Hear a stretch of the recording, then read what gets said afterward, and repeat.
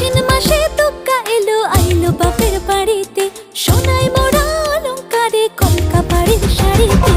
আসে পারে পারে বছর ঘুরে ঘুরে, উমা আসে নতুন সাজে। আসে পারে পারে বছর ঘুরে ঘুরে, উমা আসে নতুন সাজে।